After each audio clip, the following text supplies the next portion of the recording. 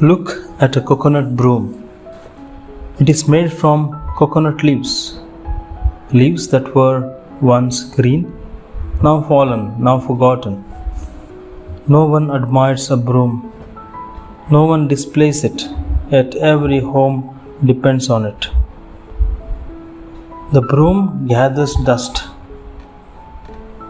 It cleans what is dirty. It touches the ground. This is how God often works. He takes what the world throws away and gives it purpose. He uses what is humble to bring cleanliness and order. In the Gospel, Jesus knelt to wash feet. He chose the lowest place to show the greatest love. A broom does not speak, it serves.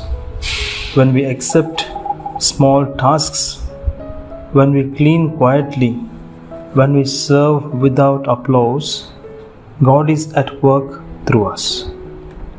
Let God use you, even in hidden ways, because humble service cleans the world.